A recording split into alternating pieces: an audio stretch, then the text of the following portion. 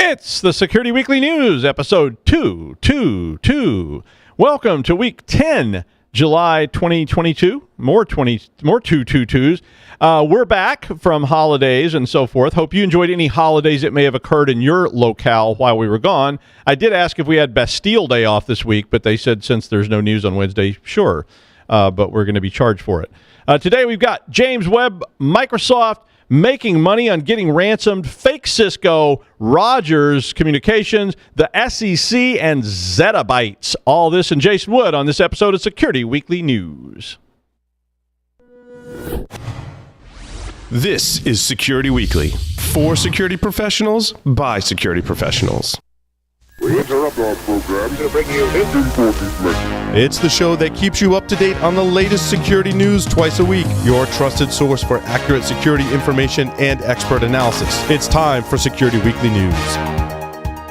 Monitoring and maintaining compliance is a never-ending struggle with a high price of failure. Firemon helps customers meet complex and varying compliance requirements. Firemon has fully customizable reporting, analytics, assessments, and dashboards to meet the compliance needs of any organization. With Firemon, compliance reports take a tenth of the time, and real-time continuous compliance eliminates the anxiety and headaches of audit preparation. Improve security outcomes by improving security operations with Firemon. Visit securityweekly.com/Firemon to learn more. Right now, everybody is talking about cryptocurrency, and the cyber criminals are hiding in the conversation. Cyber criminals use social engineering loaded with urgency and fear to successfully prey on your company, your employees, and your customers. Spear phishing is just one of the 13 types of email threats. Barracuda has identified 13 types and shows you how you can protect your company, your customers, and your reputation. Find out about the 13 email threat types and Barracuda email protection by going and getting your free ebook at securityweekly.com/Barracuda. That's securityweekly.com/Barracuda. All right, I'm Doug White. We're back from holidays, and this is Security Weekly News. So this first story was kind of interesting to me for a couple of reasons. Not for the main reason of the story, I guess, but it was interesting to me. So Maastricht University, which is in the Netherlands, got phished. Wow, okay. You know, like nothing new there. And they got ransomware as a result of getting phished. Okay, again, nothing to see here. All the usual stuff. But after about a week of being down, and this was several years ago, but after about a week of being down, they decided to pay 30 Bitcoins as ransom, which sounds pretty expensive. So now, and this was in 2019, and the 30 Bitcoins in 2019 cost like 200,000 euros. So, you know, it's not insignificant when you're a university, especially a university in Europe. So they decided, though, that it would still be cheaper to pay the ransom than to do all the restores because, you know, so again, like, all right.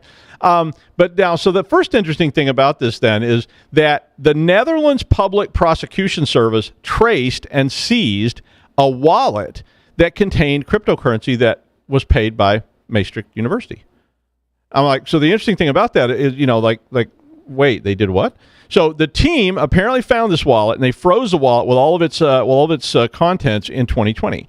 So it's really interesting to me that law enforcement, and we've seen this before with the FBI, law enforcement is working pretty hard on tracing the supposedly untraceable cryptocurrency, because apparently it's not exactly untraceable.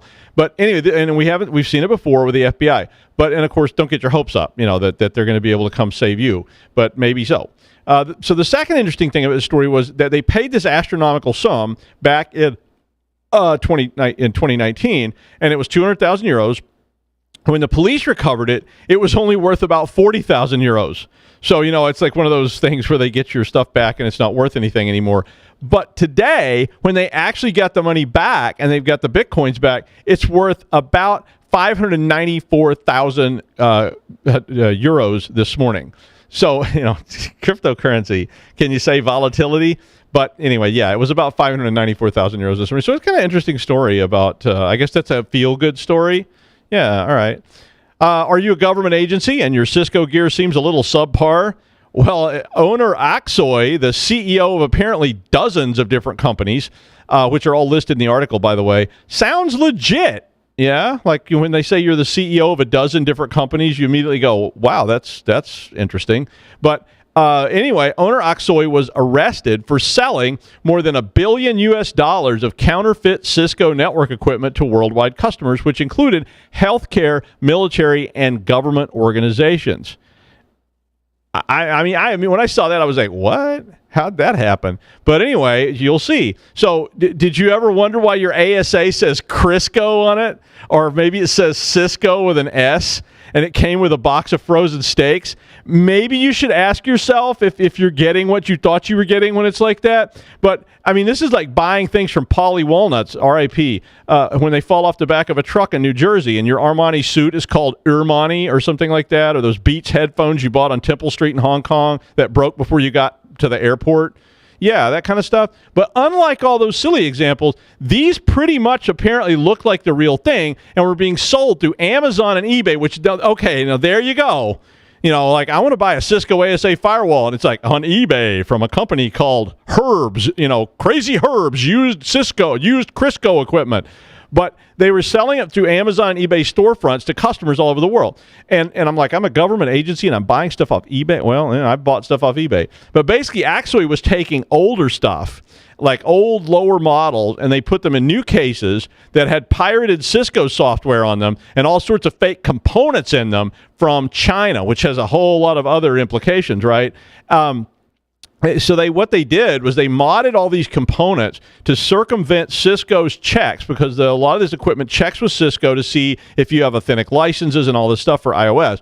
The Chinese manufacturer apparently was even adding all the badging, labels, stickers, down to like the little barcodes and things from Cisco. They had Cisco boxes, packaging, because probably it came from the same factory where Cisco was making stuff. I don't know, but they made them all look legit. Well, in July of 2021, the Department of Justice from the United States seized 1,156 counterfeit Cisco devices at one of Axway's warehouses. Cisco even... And I always think this is so weird. Cisco had sent 7 letters to this guy asking him to cease and desist producing counterfeit equipment between 2014 and 2019. And obviously that really worked well because, yeah, exactly. This is when the mafia gets a letter from Macy's saying, stop selling counterfeit suits, Polly Walnuts, RIP. And they just say, well, that's it, boys. We got to find a new profession. Right. So, but anyway, the article has a list of all the companies that were named as selling Cisco equipment through these different storefronts. So if you bought your Cisco equipment from Amazon or eBay, well, enough said. You might want to go down to the server room and check that out and make sure it's not got like a Chinese transmitter or something in it. Well, if you're in Canada, you probably know your internet was out and you're probably not watching the show, but I think it's back up now. But somebody actually called me and asked if I knew what it was, and I was like, well, I don't know. I don't. But over the weekend, apparently Rogers Communications, which provides a great deal of internet service in Canada, had a major outage that affected about 25% of their connectivity. So the outage started on the 8th. And affected the 8th, and affected pretty much everything from mobile phones to ATMs to 911 service. And yeah, it is 911 in Canada. But the stock answer of this from Rogers CEO was that a maintenance update caused the outage. That was the only statement they provided. And I mean, I know too much X-Files and you start to see conspiracies everywhere. And I will say, everybody, all of us and all of you have pushed a patch a bit too soon or turned off a system only to find out that they had never saved the running conf to the startup conf. And when it came back up, they were like, I don't know, and we don't have backups. I hope you can fix it. So, spin the wheel and maintenance update comes up. It's better than sunspots or whatever. But, I mean, it's better than trying to explain why 20 million Zygons are living amongst us. It's just easier that way. Anyway, Microsoft had put auto-blocking on VBA macros for downloaded documents a while ago, I think it was more than a month, and which was, I thought, a pretty good idea. But they did announce in a very vague announcement that they were temporarily rolling it back last week. They didn't say why, but they did say they were rolling it back temporarily. So and they said it was based on feedback. So I guess a lot of people had problems with the automatic blocking and couldn't figure out how to re-enable it or something. I don't know. But as you might guess, this leads to a lot of confusion for admins since they put it in place and they made a big fanfare about putting it in place. And, and then it caused problems. And then they rolled it back without very much fanfare, but it caused even more problems. And they did all this without really making much of an announcement or instruction or whatever. Bill, call me. I can do a special report or something, really. Just anytime, just day or night. Just give me a ring and we'll do it. And you could be on even, like, and the crew will make you look like super hot, just like they do me. But anyway, honestly, I do think you need to turn this feature on your systems. I really do. People will open anything. I mean, I bet if today we sent out an email from hackyou@hackyou.com and it said in the subject line, "Do not open, contains incredibly infectious malware that will cause widespread damage and genital warts," somebody would still click on it. I mean, they would. So even if they turn it off, you can turn it back on. So, whatever works, but it's something to be aware of. And speaking of Microsoft, they now have another feature that they've added called Auto Patch, which, boy, that just makes me cringe every time. But at the same time, but it's only available currently to enterprise users, and it's free. And I never know how I feel about these things because I don't really like them to auto-update my stuff. Because, then you get up in the morning and they've rebooted your machine and all your stuff's gone and you're like, wait, what happened? And, and this new patch says, oh, you've been upgraded to something and you can't do this anymore. And, oh, yeah, that doesn't work. So, I usually like to wait and see all the news reports of death and destruction and then, they roll out a wait for it maintenance update, see what I did there? But anywho, they said that a free upgrade to AutoPatch was now available. And if you're enrolled, you move your update orchestration from you to Microsoft. And they will handle the deployment of Windows 10, 11, quality and feature updates, as well as drivers, firmware, and Microsoft 365 apps. Now, honestly, that makes me cringe, but for a lot of small and medium organizations, which often make me cringe because they don't do patches or updates, and you look at the machine and you go, and it's sitting there saying, there are 7,416 Windows updates available for this system, and you're going, you realize this is your web server, right? And they're like, yeah, what does that mean? It means you need to update your server every now and then. Oh, really? We just don't have time for that. So they may well benefit from this kind of service, which shifts that up to Microsoft. And they're not doing their patches anyway, so maybe it's a better idea. But if you have an E3 or E5 license, the service is now available. And they do have some steps for setting this up in the article. So if you really want it or you need it, it probably will help some companies quite well. So, you're basically turning it over to Microsoft, but maybe that's really exactly what you want because otherwise you're probably trusting some 18-year-old kid from the local high school who's doing your security maintenance. The Securities and Exchange Commission of the United States regulates financials and publicly traded companies and a whole bunch of other stuff. And they're basically considering new rules. These rules have not been passed yet, but they're considering new rules on cyber risk management, which may well impact a lot of companies. And I think it's probably going to impact companies at the level of things like Sarbanes-Oxley or Gramm-Leach-Bliley, or HIPAA, which were all very large implementations by the SEC on American and other worldwide companies, because if you're publicly traded in the U.S., then you're subject to a lot of this stuff. So the new rules that are being considered would require senior management to ensure that their companies upgrade cybersecurity detections and response times. It would require that data breaches be disclosed within 4 days and will require disclosures of senior management and board members over their role in oversight of cybersecurity risks, and what kinds of cybersecurity policies they have will have to be disclosed, and the procedures that they use will have to be disclosed, and how likely cyber events are to impact the company's bottom line. And honestly, it took Sarbanes-Oxley, HIPAA, and Gramm-Leach-Bliley to get companies to do basic cyber hygiene at all. For years before those things came out, we were telling people, you need to do this, you need to do that, you need to do this other thing, and the C-suite people were going, yeah, but that costs money, and I don't know. And, and then they got hacked, and they're calling you back going, oh, why did this happen? Oh, my God. And, and when they passed these laws, it did force them to start auditing and looking at this stuff and reporting it. So, companies only do what they're required to do, so the rules may help start moving things in the right direction, but it won't be pretty, and it won't be cheap, although it would probably be good for all of us because, they'll need people to do all this stuff. In a presentation in June by Fred Moore, a veteran storage analyst at Horizon, with an S, Information Strategies, he said that we have entered the ZettaByte era of data storage, and that archival storage will be the dominant tech by capacity in the future. So according to this presentation, he said that by 2025, which is, just a couple of years from now, 175 zettabytes of data will be created.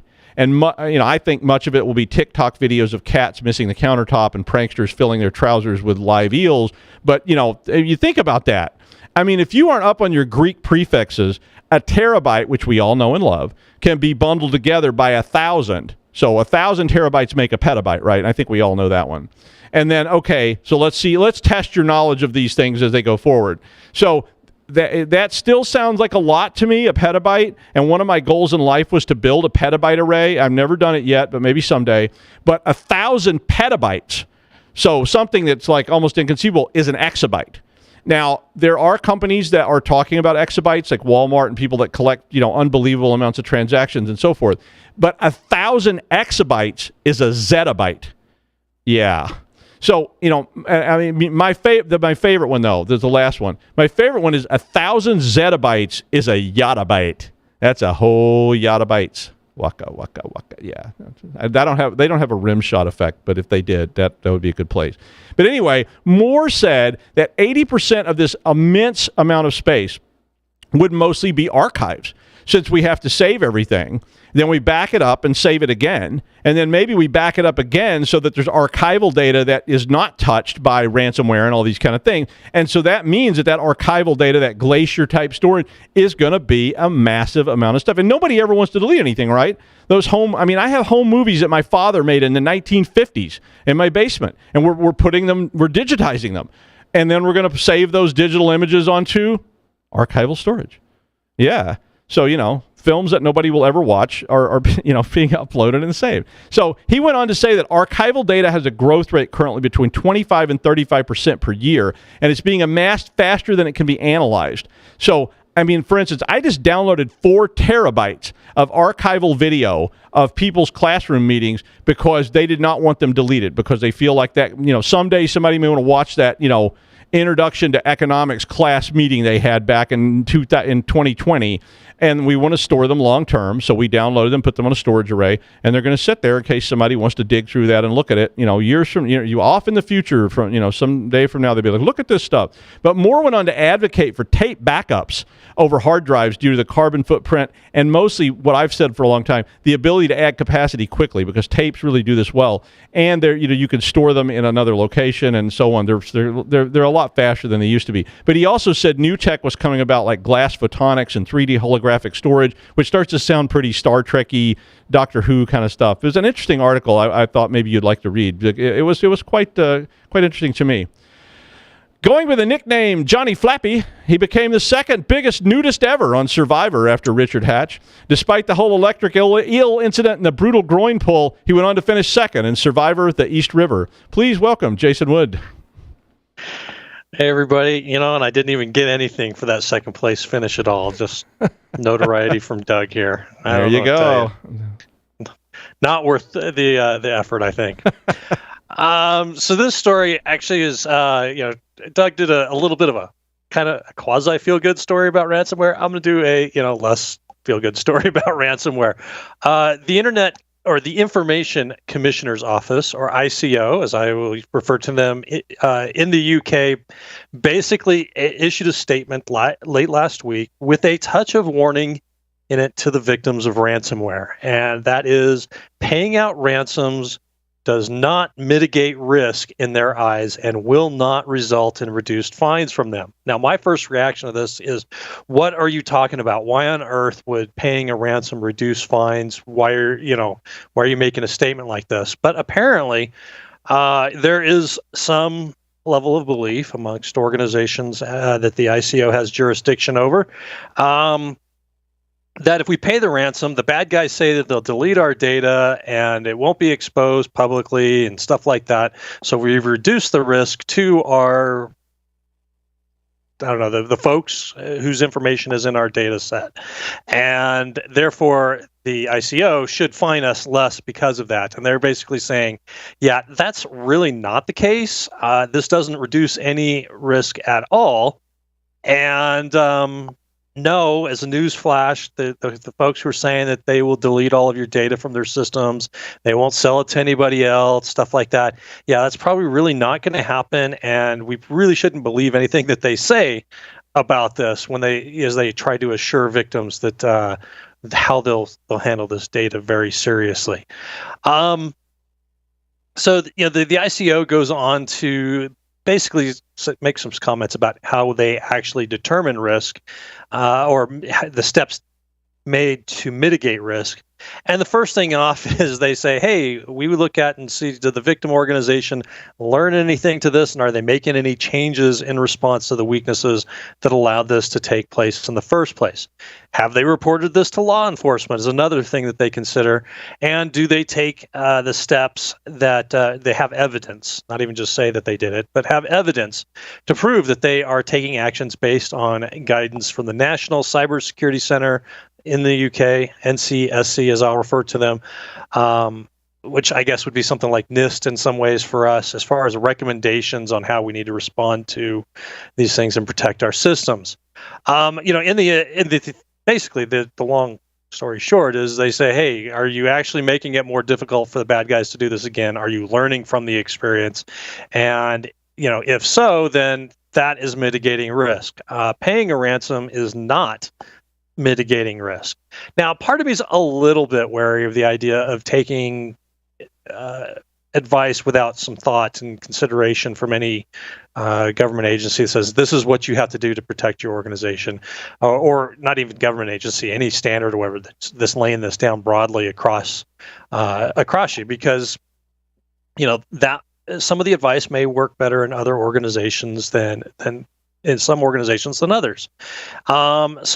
But still, they generally have pretty good advice in here, and showing that, hey, okay, we're responding to this. We're finally okay, fine. We'll change our password from password 1, and we'll put some multi-factor authentication in place, and we'll remove RDP from the internet. Things like that are all probably really good ideas and guidance that you would get from these organizations. The blog post that I found this in was published by Sophos Naked Security, and they went on to discuss several other aspects that people need to consider in a ransomware attack, and really their stance is kind of in line with what I can remember Paul and I saying, and Doug many times. Hey, don't pay the ransom. All we do is provide incentive to these groups to go out and do more of it, because they keep making money off it. So if you can, you don't pay the ransom. Now, some organizations aren't really ready. They don't have the capability to recover. So that's a little bit of a different scenario. But there are, I have heard statements that, people saying, well, if we pay the ransom, that'll actually lower the cost of the overall intrusion to us, because it'll cost less for us to recover. Probably not. It's going to be similar to restoring from a backup anyway, and it's not unusual to not be able to recover all of the data from these ransomware attacks. Things don't get decrypt cleanly. The tools don't work. Sometimes they just don't work at all, and nobody gets anything back at it, and they're out of luck anyhow. I do have some empathy. As I was reading this, I was thinking about basically the victims getting kind of hammered here. There's a little bit of a warning here to the victims that, hey, if you pay out, we may come after you even harder because you paid out to a Russian gang, and there's sanctions against Russian organizations, and so there you go. But I do have some empathy for victims of these attacks. This is not an easy decision, and is a very difficult time for the victims itself. Actually, earlier this year, I met an owner of a managed IT services provider who got hit with a large ransomware attack spread out to their customers. Basically, they had Kaseya in use. The intrusion actually happened prior to the July 4th attack last year. This was another thing where they found a flaw either in their deployed instance or cloud hosted. I'm not sure exactly where the line was there, but either way, a bunch of their customers got ransomed. They had hundreds of servers and hosts that they needed to recover, and the victim had done preparation for this type of stuff. They had backups of all of their systems. They were using another service provider to do that. But what they found out is they had a problem. Well, they had done test restores to make sure things were working properly. Their backup service provider couldn't do hundreds of systems in one go. In fact, they came back. He told me, his provider said, "Yeah, we think we could do 12 per day," and that was it. And of course, his customers were screaming and wanting their businesses back. So yeah, I mean, the backup system was able, or service was able to do a system here or there, but not anything in a disaster recovery type of situation, and they just hadn't prepared for that. In the end, the ransomware operator demanded $100,000 for decryption keys. They paid that out. They were able to get everything pretty much back up and running. And he talked about the experience about this, and to him, this was just the only road to get things back up in any kind of timely manner. One of the things I also thought was interesting is he and I discussed the changes he made in this, or the impact that it had, was some of the psychological impact. I mean, you have the technical side, like, hey, let's get rid of this backup service provider and get one that can actually do this at scale. Make sure we're able to recover when all of the systems get nuked at once, whether by ransomware, fire, or hurricane, or whatever. But he also talked about the psychological impacts of this. He actually takes phone calls now from victims of ransomware attacks, because he speaks publicly about this and his experience, and he basically is talking CEOs off the ledge around this and giving them advice like, hey, in the midst of all of this, your life has to go on. You still have to take care of yourself. You have to do things like get a shower. You need to eat food that's actually good for you. You need to go to sleep at night, because this is the impact of undergoing one of these intrusions and how they react to it as their whole business is being held up. So, we can get pretty harsh on folks for paying a ransom or how they handle it or whatever. But, obviously, you look at that type of advice, that's the level of duress these people are experiencing. And so, yeah, decisions are difficult to make at that point. Sophos does give some, what they can, 4 considerations to keep in mind if somebody decides to pay a ransom. Again, back to the idea of, hey, don't pay out to somebody that might be sanctioned, because you're going to get more fines for doing that and be in trouble yourself. Basically make things worse. Second, obviously there's no guarantee that this is going to work. Ransomware, paying the ransom is probably going to increase your overall cost by the time you're done. And finally, no, regulators are not going to reduce their fines. In the end, ransomware attack is basically a disaster recovery operation with some twists, the data extortion piece in particular. But we need to be able to recover en masse, like everything just got lost or been burned down, and the building got burned down or something like that. There's going to be a lot of pressure in this situation, and we need to be prepared for that. We need to prepare our, for us in security, our management, our C-suite and stuff like that to understand, hey, if this happens and we get this type of outbreak, here are going to be the impacts that we're going to have to deal with, and here's what it's going to take. And there's going to be a lot of stress related to this. And it's not enough to say, no, it's not going to happen. We have to prepare at some point that maybe this could happen. And it's a good DR. We should be doing this for disaster recovery one way or the other.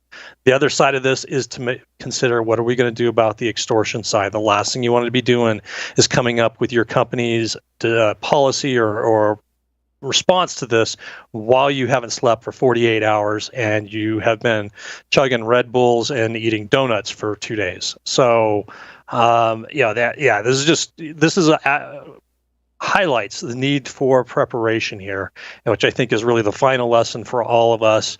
Definitely needs some serious attention, consideration by our executives, rather than an afternoon discussion about how we might theoretically respond to something.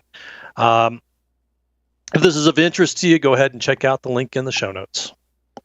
All right. Thanks, Jason. And like I always told my people that were asking me, you have to spend the time somewhere. You can spend it now. You can spend it later. It's really just going to boil down to where do you want to spend it and how compressed you want that to be. So the more time you spend now, the better off you'll be, and the less time you'll have to spend not sleeping and drinking Red Bull, which is always a challenge. But yeah, thanks, Jason. And finally, I'm not easily awed, if you know me, but one time I was at my friend Lou's house, and we'd had some drinks, and we drug out one of his giant telescopes and set it up, which took like 4 hours because we'd had some drinks, and we looked at this globular cluster in the sky, and I don't know, I felt pretty insignificant right about then. I was like, what are those things, Lou? And he was like, those are galaxies. And you're like, what? And anyway, but if you haven't seen the James Webb, the first shot that came out of the James Webb telescope, which just got put up yesterday, it will probably make you want to run and hide from the fact that even in this small little chunk of the sky, there were so many galaxies, and all those things are galaxies. They're not stars or asteroids or dust. They're actually galaxies. Whole big giant collections of things, all just in that one little pic. I mean, I think you can, if you look in the lower right hand corner, you can see Gallifrey, but I'm not sure. But wow, it sure made me want to take in on a continuing mission to explore strange new worlds and seek out new life and new civilizations, and to boldly go where no one has gone before, and also to avoid space herpes. Number one, I'm talking to you. No, don't look at that picture of Kirk. It wasn't him. You know that. Okay, and that's the news. Thanks, Jason. We'll see you next on Friday for the wrap-up show.